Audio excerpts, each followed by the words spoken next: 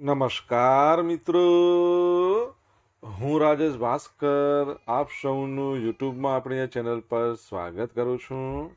મિત્રો, આજે આપણે તારીખ 28 ફેબ્રુઆરી 2026ના કેટલાક મોસ્ટ ઇમ્પોર્ટન્ટ કરંટ અફેર અને અગાઉની પરીક્ષામાં પૂછાયેલા કેટલાક ઇમ્પોર્ટન્ટ પ્રશ્નો વિશે ડિટેલમાં ચર્ચા કરીશું, જે આપને આવનારી પરીક્ષા માટે ખૂબ જ ઉપયોગી સાબિત થશે.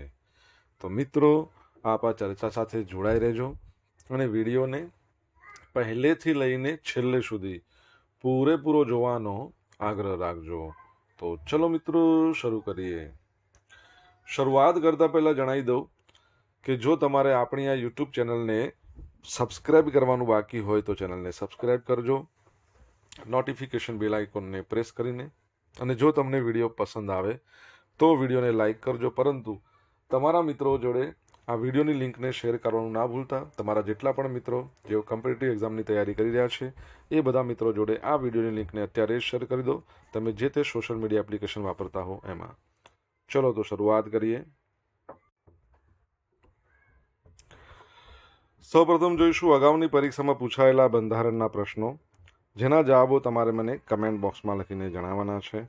વિડીયોના લાસ્ટમાં જ્યારે હું તમને આ દરેક પ્રશ્નના જવાબ જણાવું ત્યારે તમારે ચેક કરવાનું છે કે તમે આપેલા પ્રશ્નો જવાબમાંથી કેટલા પ્રશ્નો જવાબ સાચા છે, અને જેટલા પણ પ્રશ્નો જવાબ સાચા હોય એનો આંકડો તમારે કમેન્ટમાં લખવાનો છે કે 10માંથી આટલા સાચા છે. ડેઇલી જીકે ટેસ્ટમાં આપણે રોજ 10 પ્રશ્નો પૂછીએ છીએ, એમાંથી 5 પ્રશ્નો બંધારણના હોય છે, બાકીના 5 પ્રશ્નો ભૂગોળના હોય છે. તો તમે તમારા આન્સર આપો નીચે કમેન્ટ બોક્સમાં, અને હું આજના કરંટ અફેરનો પ્રથમ પ્રશ્ન છે એની શરૂઆત કરું છું. પ્રથમ પ્રશ્ન છે, ગુજરાતી સાહિત્ય અકાદમી દ્વારા વર્ષ 2024નો સાહિત્ય ગૌરવ પુરસ્કાર કોને એનાયત કરવામાં આવ્યો છે? તો જવાબ આવશે પ્રવીણ દરજીને. કોને? પ્રવીણ દરજીને એનાયત કરવામાં આવ્યો છે આપણા ગુજરાતના સીએમ 17મા નંબરના શ્રી ભૂપેન્દ્રભાઈ પટેલ દ્વારા. તો ગુજરાતી ભાષાના મૂર્ધન્ય સર્જક, નિબંધકાર, કવિ પદ્મશ્રી પ્રવીણ દરજી છે. એમને ગુજરાત સાહિત્ય અકાદમી ગાંધીનગર દ્વારા વર્ષ 2024નો પ્રતિષ્ઠિત સાહિત્ય ગૌરવ પુરસ્કાર એનાયત કરવામાં આવ્યો છે. સન્માન સમારોહની વાત કરીએ તો વિશ્વ માતૃભાષા દિવસની પૂર્વ સંધ્યાએ ગાંધીનગરની નેશનલ ફોરેન્સિક સાયન્સ યુનિવર્સિટી ખાતે એક ભવ્ય સમારોહ યોજાયો હતો. કોના હસ્તે? તો આપણા ગુજરાતના સીએમ શ્રી ભૂપેન્દ્રભાઈ પટેલના હસ્તે આ એવોર્ડ આપવામાં આવ્યો છે. સાહિત્ય પ્રદાનની વાત કરીએ તો ડૉક્ટર પ્રવીણ દરજી 155થી વધુ પુસ્તકોનું સર્જન કર્યું છે, જેમાં નિબંધ, કવિતા, વિવેચન અને સંશોધન ક્ષેત્રે મોટું પ્રદાન ધરાવે છે. અન્ય સન્માનની વાત કરીએ તો ભારત સરકાર દ્વારા તેમને વર્ષ 2011માં સાહિત્ય અને શિક્ષણ ક્ષેત્રે એમના યોગદાન બદલ પદ્મશ્રીથી નવાજવામાં આવ્યા હતા. હવે આ જે સાહિત્ય ગૌરવ પુરસ્કાર એનાયત કરવામાં આવ્યો હતો, તો એ પ્રસંગે રમતગમત મંત્રી ડૉક્ટર જયરામ ગામિત અને સાહિત્ય અકાદમીના અધ્યક્ષ પણ છે ડૉક્ટર ભાગ્યેશ ઝા સહિતના મહાનુભાવો ઉપસ્થિત રહ્યા હતા. સાહિત્ય ગૌરવ પુરસ્કારની વાત કરીએ મિત્રો, તો પુરસ્કારની શરૂઆત 1983માં થઈ હતી. કોના દ્વારા આપવામાં આવે છે? ગુજરાત સાહિત્ય અકાદમી. તમારા માટે પ્રશ્ન કે આની સ્થાપના કયા વર્ષમાં થઈ? ઇનામી રાશિ શરૂઆતમાં તો ઇનામી રાશિ ઓછી હતી, પરંતુ હાલમાં પુરસ્કાર વિજેતાને 1 લાખ રૂપિયા, શાલ અને પ્રશસ્તિ પત્ર એનાયત કરવામાં આવે છે. પ્રથમ પુરસ્કાર વિજેતા કોણ હતા? તો 1983માં કવિ અને લેખક વિષ્ણુ પ્રસાદ ત્રિવેદી, એમને સૌ પ્રથમ વખત આ પુરસ્કાર આપવામાં આવ્યો હતો. ગયા વર્ષે એટલે કે લાસ્ટ ટાઈમ જે આપવામાં આવ્યું હતું 2023નું, એ મોહમ્મદ માકડને આ સન્માન આપવામાં આવ્યું હતું. બરાબર છે, તો એ બાબત યાદ રાખજો. આગળ વધીએ આપણે. દર વર્ષે રાષ્ટ્રીય વિજ્ઞાન દિવસ ક્યારે મનાવવામાં આવે છે? તો આજનો દિવસ એટલે 28 ફેબ્રુઆરી છે, એને ભારતમાં નેશનલ સાયન્સ ડે એટલે કે રાષ્ટ્રીય વિજ્ઞાન દિવસ તરીકે ઉજવવામાં આવે છે. 28 ફેબ્રુઆરી 1928ના રોજ ભારતના ભૌતિક શાસ્ત્રી સીવી રમન એમના દ્વારા રમન ઇફેક્ટની શોધ કરવામાં આવી હતી, અને એ જ પ્રસંગે દર વર્ષે ભારતમાં આ દિવસ ઉજવવામાં આવે છે 28 ફેબ્રુઆરીને. કયો? National science day. અને તેમની આ શોધ બદલ એમને 1930 1930માં ભૌતિક શાસ્ત્રમાં નોબેલ પ્રાઇઝ મળ્યો હતો. 2026ની થીમ શું છે? વુમન ઇન સાયન્સ કેટલાઇઝિંગ વિકસિત ભારત. ચલો, આ વિજ્ઞાનની વાત કરી દીધી તમારા માટે. તો તમને ખબર છે ને, સ્ટેમ, અત્યારે સ્ટેમ બહુ ચર્ચામાં હોય છે. Science, technology, engineering, mathematics. Science day તમને ખબર પડી ગઈ. ટેકનોલોજી દિવસ ભારતની અંદર 11મી મે નેશનલ ટેકનોલોજી દિવસ. ઈ પરથી આપણે એન્જિનિયરિંગ ડે કહીએ. આમ તો ઈ પરથી એન્જિનિયરિંગ થાય, આપણે એન્જિનિયર્સ ડે કહી દઈએ ભારતમાં. તો 15 સપ્ટેમ્બર ભારતમાં એન્જિનિયર્સ ડે, અને એમ પરથી મેથેમેટિક્સ ડે તમે કહેશો કમેન્ટમાં લખીને. વિશ્વ દુર્લભ રોગ દિવસ પણ મિત્રો આજે છે. એકચ્યુઅલી કેવું હોય છે કે ફેબ્રુઆરીનો છેલ્લો દિવસ હોય ને, તો એને વિશ્વ દુર્લભ રોગ દિવસ, રેર ડિસીઝ ડે તરીકે ઉજવવામાં આવે છે. તો દર વર્ષે ફેબ્રુઆરીના અંતિમ દિવસે, જો નોર્મલ મહિનો હોય તો 28 ફેબ્રુઆરી, અને જો લીપ યર હોય તો 29 ફેબ્રુઆરી. એટલે આજે છે આ દિવસ. તો વિશ્વ દુર્લભ રોગ દિવસ દર વર્ષે 29મી ફેબ્રુઆરીના અંતિમ દિવસે ઉજવવામાં આવે છે. આ વર્ષે 28 ફેબ્રુઆરીના રોજ ઉજવાઈ રહ્યો છે. ઉદ્દેશ શું છે કે દુર્લભ રોગો છે, રેર ડિસીઝ, એના વિશે જનજાગૃતિ ફેલાવી, આવા રોગોથી પીડાતા લોકો માટે સારવાર અને સમાન તકો સુનિશ્ચિત કરવી. વ્યાખ્યા: એવા રોગો જે વસ્તીમાં ખૂબ જ ઓછા લોકોમાં જોવા મળે છે, જેમ કે થેલેસેમિયા, સિકલ સેલ એનિમિયા વગેરે. ભારત સરકારનો અભિગમ શું છે? ભારત સરકાર national policy for rare diseases હેઠળ આવા દર્દીઓને આર્થિક સહાય અને સસ્તી દવા પૂરી પાડવા પ્રયત્નશીલ છે. થીમ: આ દિવસની ઉજવણી શેર યોર કલર્સ આ અભિયાન હેઠળ કરવામાં આવે છે, જે દર્દીના જીવનમાં આશાના રંગો ભરવાનું પ્રતીક છે. ઓકે. વિશ્વ સ્વાસ્થ્ય દિવસ આપણે ક્યારે મનાવીએ છીએ? કમેન્ટમાં લખો. તો 2026 વિન્ટર પેરાલિમ્પિક્સ. તો રશિયા અને બેલારુસ પરથી પ્રતિબંધ હટાવી દેવામાં આવ્યો છે. આંતરરાષ્ટ્રીય પેરાલિમ્પિક કમિટી છે, એણે રશિયા અને બેલારુસના ખેલાડીઓ પરનો પ્રતિબંધ હટાવી લીધો છે. હવે તેઓ પોતાના રાષ્ટ્રધ્વજ સાથે અને રાષ્ટ્રગાન સાથે સ્પર્ધામાં ભાગ લઈ શકશે. નિર્ણય: હવે 2022થી પ્રતિબંધ લાદવામાં આવ્યો હતો, ફેબ્રુઆરી 2026માં દૂર કરાયો છે. એનાથી શું ફાયદો થશે? રશિયાને 6 સ્લોટ મળશે, બેલારુસને 4 સ્લોટ ફાળવવામાં આવ્યા છે. યુક્રેને આનો વિરોધ કર્યો છે. ઇટાલીએ પણ આ નિર્ણય સામે વિરોધ કર્યો છે. અને એકચ્યુઅલી ઇટાલીમાં તમને ખબર છે કે 6 થી 15 માર્ચ દરમિયાન આ પેરાલિમ્પિક્સ યોજાશે. તમારા માટે પ્રશ્ન કે અત્યારે જે વિન્ટર ઓલિમ્પિક યોજાઈ ગયો ઇટાલીમાં, એમાં સૌથી વધારે મેડલ કયા દેશે અને કેટલા મેડલ જીત્યા છે? કમેન્ટ બોક્સમાં લખીને જણાવવાનું છે.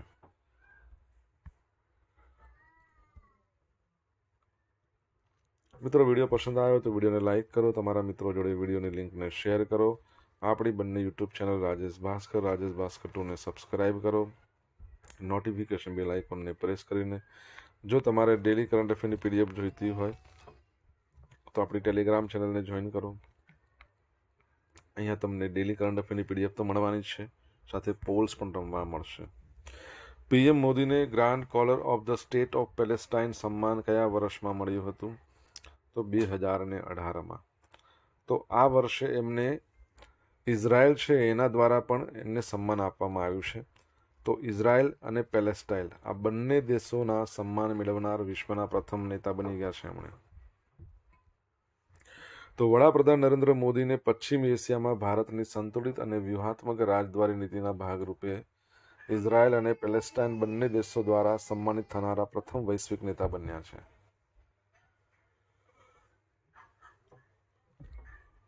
પેલા ઇઝરાયલનું જોઈ લઈએ. Speaker of the Knesset medal 2026.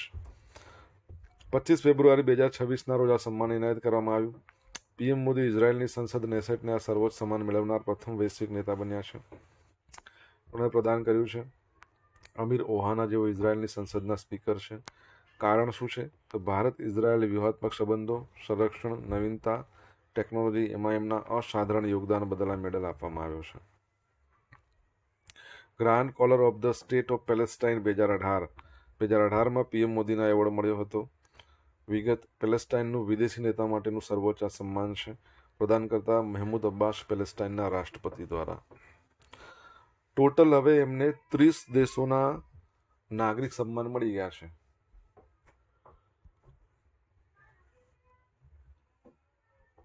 તો તો વડાપ્રધાન નરેન્દ્ર મોદીને અત્યાર સુધી 29 દેશોના નાગરિક સન્માન મળ્યા હતા અને આ 30મા નંબરનો ઇઝરાયલે આપ્યો છે. હવે એમણે ઇઝરાયલની સંસદ, જેને નેસેટ કહેવાય છે, એમાં સંબોધન આપ્યું. આતંકવાદ સામે કડક વલણ દર્શાવ્યું. તો આતંકવાદ સામે ઝીરો ટોલરન્સ નીતિ 26/11ના મુંબઈનો હુમલો, 7 ઓક્ટોબર 2023નો ઇઝરાયલ પર હુમલો, એના પીડિતા પ્રત્યે એમણે શું કર્યું? સંવેદના વ્યક્ત કરી. ગાઝા શાંતિ, યુએન સુરક્ષા પરિષદ દ્વારા સમર્થિત ગાઝા શાંતિ પહેલને પણ ટેકો આપ્યો. સંતુલિત નીતિ, ઇઝરાયલ એમની સાથે મજબૂત મિત્રતાની સાથે એમણે પેલેસ્ટાઇન છે ને એના સાથે પણ શાંતિ પ્રયાસોને સમર્થન આપીને ભારતની સ્વતંત્ર વિદેશ નીતિને મજબૂત કરી છે.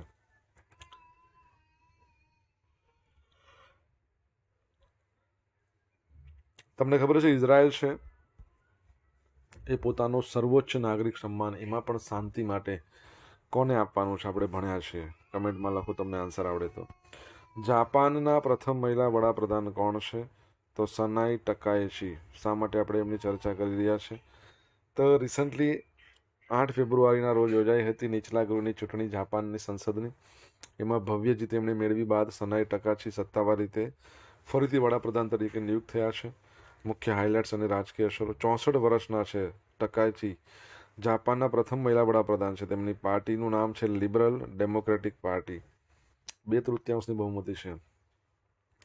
લશ્કરી તાકાત, તેઓ જાપાનનું સંરક્ષણ બજેટ વધારવા અને બંધારણમાં સુધારો કરવા માંગે છે. વિદેશ નીતિ, ચીન સામે કડક વલણ છે. અમેરિકા સાથે મજબૂત આર્થિક સંબંધો રાખવાના પક્ષમાં છે. આર્થિક સુરક્ષા, જાપાન અમેરિકા સાથે આર્થિક સુરક્ષા અને રેર અર્થ દુર્લભ ખનિજોના વિકાસ માટે સહયોગ આપવા આતુર છે. જાપાનની સંસદને ડાયટ કહેવાય છે. તો રશિયાની સંસદને શું કહેવાય? કમેન્ટમાં લખો.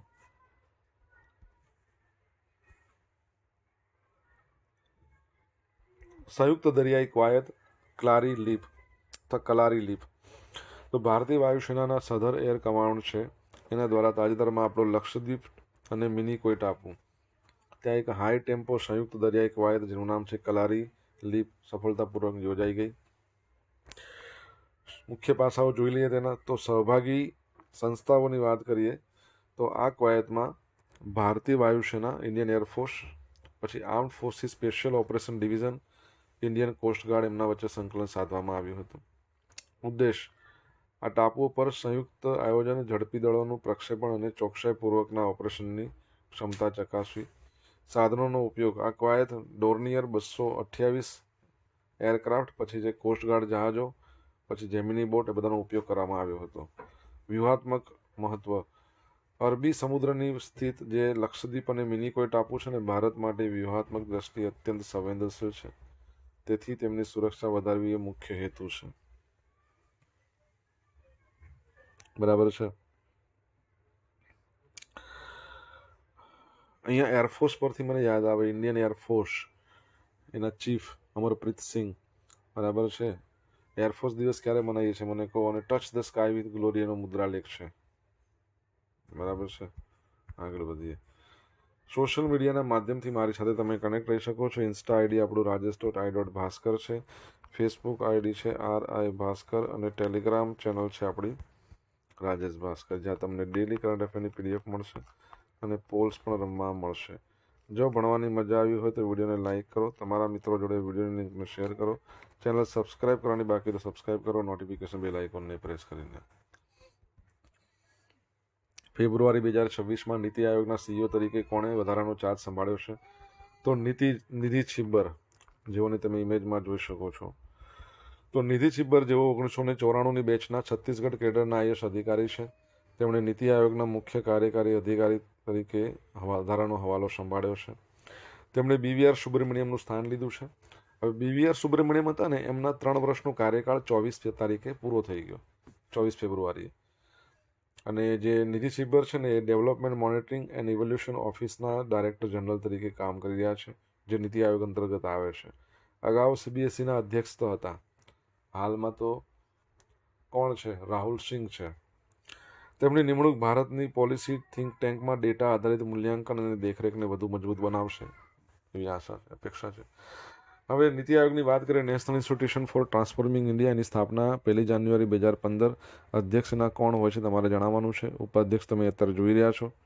ઓકે, ઉપાધ્યક્ષ ડૉક્ટર સુમન કે બેરી બન્યા છે અને સીઈઓ અત્યારે નવા વચગાળાના બન્યા છે, એ પણ યાદ રાખજો. 5 પૂર્ણ સમયના સભ્યો હોય છે નીતિ આયોગમાં. વીકે પોલ, વીકે સારસ્વત, અરવિંદ વિરમાણી, રમેશ ચંદ અને છેલ્લા રાજીવ ગોબા નવા બન્યા હતા 5માં, યાદ રાખજો. બાયો એશિયા 2026 હૈદરાબાદમાં આંતરરાષ્ટ્રીય સમિટનું સમાપન થઈ ગયું. તો હૈદરાબાદ છે ત્યાં યોજાયેલી બાયો એશિયા 2026ની 23મી આવૃત્તિનું સમાપન થયું. તેલંગાણાના મુખ્યમંત્રી એ રેવંત રેડ્ડીએ આ સમિટનું ઉદ્ઘાટન કર્યું, જેનો મુખ્ય ઉદ્દેશ ભારતને લાઈફ સાયન્સ અને ટેકનોલોજીમાં અગ્રેસર બનાવવાનો છે. થીમ ટેક બાયો અનલિસ્ટ, જેમાં એઆઈ અને ઓટોમેશન દ્વારા સ્વાસ્થ્ય ક્ષેત્રે ક્રાંતિ લાવવા પર ભાર મુકાયો છે. ઉદ્દેશ દવાઓની શોધ, એની પ્રક્રિયા ઝડપી અને સચોટ બનાવી. સ્થળ હૈદરાબાદ ઇન્ટરનેશનલ કન્વેન્શન સેન્ટર, જેને ભારતની જીનોમ વેલી તરીકે ઓળખવામાં આવે છે. અને 2047 સુધીમાં તેલંગાણાને વિશ્વ સ્તરીય બાયોટેક ઇકોસિસ્ટમ બનાવવાનું આ લોકોનું લક્ષ્યાંક છે. 2027માં આપણો ભારતનો એક બીજો પણ લક્ષ્યાંક છે, એ તો ખબર જ હશે ને તમને, કયો છે? કમેન્ટ બોક્સમાં લખીને જણાવો. હવે મિત્રો જોઈશું અગાઉની પરીક્ષામાં પૂછાયેલા બંધારણના પ્રશ્નો. પહેલો પ્રશ્ન, રાજ્યનું ઉપલું ગૃહ, રાજ્યની વાત છે તો વિધાન પરિષદ, નીચલું ગૃહ વિધાનસભા. હવે આપણું જે પાર્લામેન્ટ છે, સંસદ, એનું નીચલું ગૃહ લોકસભા, ઉપલું ગૃહ રાજ્યસભા. રાજ્યના વહીવટી કાર્યો કોના નામ પરથી થાય? રાજ્યપાલ. કોણ છે આપણા ગુજરાતના આચાર્ય દેવવ્રત.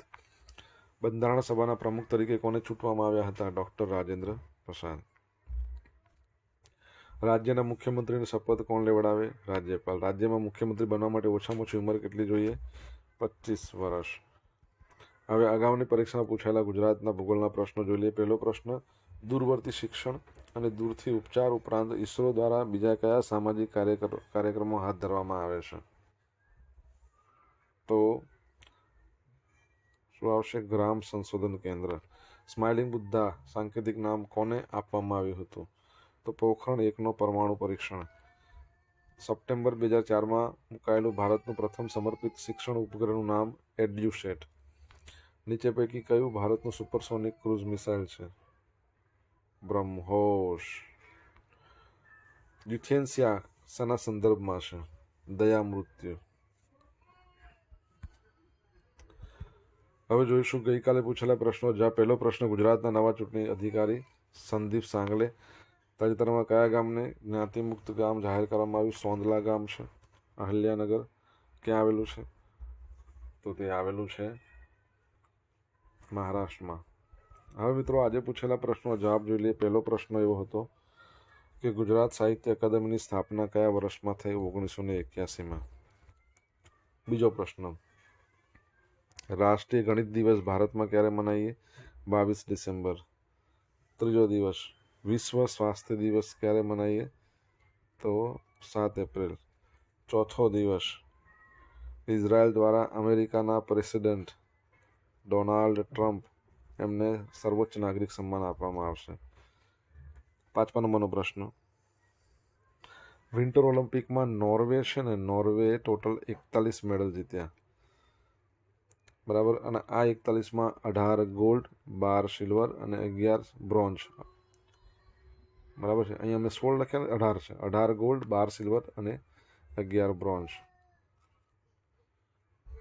ત્યારબાદનો પ્રશ્ન છે 6ઠ્ઠા નંબરનો, શું હતો? જાપાનની સંસદને તો આપણે શું કહીએ છીએ? ડાયટ. રશિયાની ડ્યુમા. 7મા નંબરનો પ્રશ્ન, 7મા નંબરનો પ્રશ્ન, એરફોર્સ દિવસ આપણે ક્યારે મનાવીએ છીએ? 8 ઓક્ટોબર. 8મા નંબરનો પ્રશ્ન શું હતો? નીતિ આયોગના અધ્યક્ષ કોણ હોય? હંમેશા વડાપ્રધાન. અને 9મા નંબરનો પ્રશ્ન શું હતો?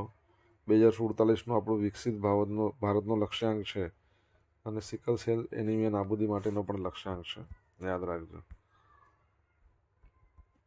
હવે જોઈશું ગઈકાલના કરંટ અફેરમાંથી પૂછેલા કેટલાક ઇમ્પોર્ટન્ટ પ્રશ્નો, જેના જવાબો તમારે કમેન્ટમાં લખવાના. પહેલો પ્રશ્ન, તાજેતરમાં કોણે વિશ્વગુરુ શ્રીલ પ્રભુપાદ ગુજરાતી પુસ્તકનું વિમોચન કર્યું? સેકન્ડ પ્રશ્ન, વિન્ટર ઓલિમ્પિક 2026ના મેડલ ટેબલમાં નંબર 1 પર દેશ કયો છે? મેં હમણાં જ તમને જવાબ આપ્યો. તો આનો જવાબ તો આવડતો હશે અને આપણે ઇઝી જ છે. બંનેના જવાબો કમેન્ટ બોક્સમાં લખીને જણાવવાના છે. આ હતા આજના દિવસના કેટલાક મોસ્ટ ઇમ્પોર્ટન્ટ કરંટ અફેર અને અગાઉની પરીક્ષામાં પૂછાયેલા કેટલાક ઇમ્પોર્ટન્ટ પ્રશ્નોના જવાબોની સાથે. આશા રાખું બધાને ભણવાની મજા આવી હશે. મજા આવી વિડીયોને લાઇક કરો, તમારા મિત્રો જોડે વિડીયો લિંકને શેર કરજો.